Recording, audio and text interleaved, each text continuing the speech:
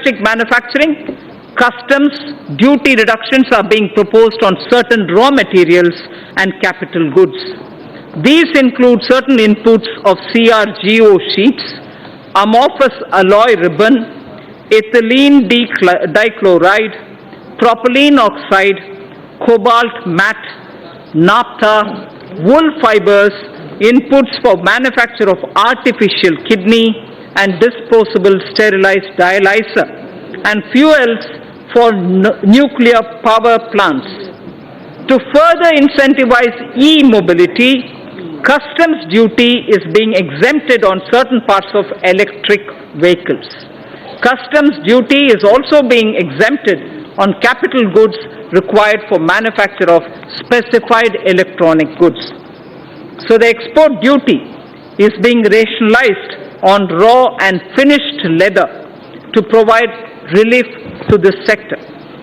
Crude prices have softened from their highs. This gives me room to review excise duty and cess on petrol and diesel.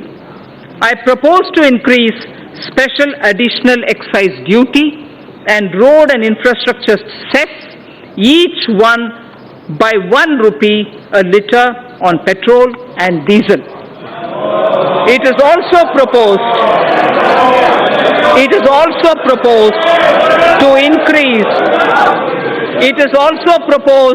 to increase custom duty on gold and other precious metals from 10% to 12.5%. It is also proposed to increase custom duty on gold and other precious metals from 10 to 12.5%. Tobacco products and crude attract national calamity and contingent duty. In certain cases, this levy has been contested on the ground that there is no basic excise duty on these items. To address this issue, a nominal basic excise duty is being imposed. Sir, I am also proposing few amendments to the Customs Act. Recent trends reveal that certain bogus entities are resorting to unfair practices to avail undue concessions and export incentives. While we have intensified our efforts against such nefarious activities, provisions are being incorporated in the Act for enhanced penalty and prosecution for such offences.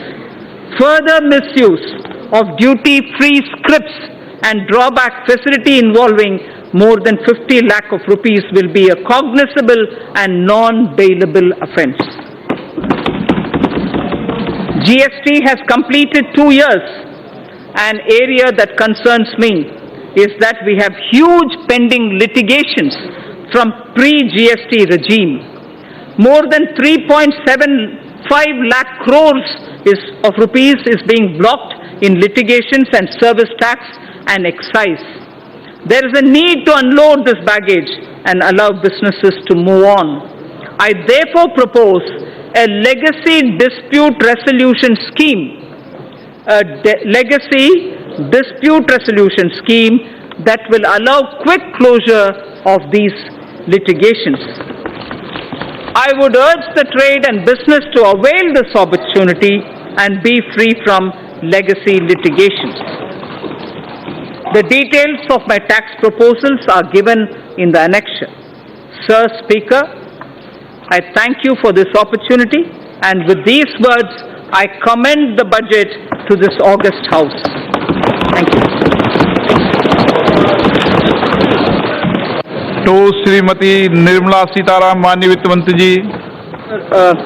I just would like to mention, although I have commended the budget, I just would like to mention, I have not mentioned specific allocations for the scheme and programs.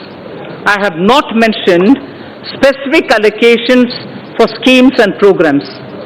All these details are available in the budget documents as much as my speech's annexure. I also thank and take this opportunity for the response that we've received for the crowdsourcing of ideas for the budget.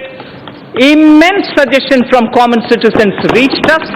We have benefited from the crowdsourcing. The One last mention which is more for the curiosity's sake. The fiscal deficit. The fiscal deficit this year is 3.3%, brought down from 3.4%.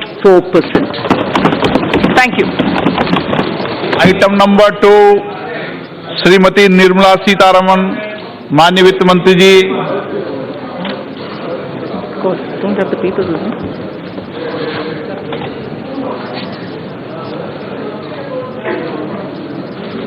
Sir, with your permission, I rise to lay on the table the statements regarding medium-term fiscal policy, fiscal policy statement, and the macroeconomic framework statement under Section 3, subsection 1 of the Fiscal Responsibility and Budget Management FRBM Act 2003.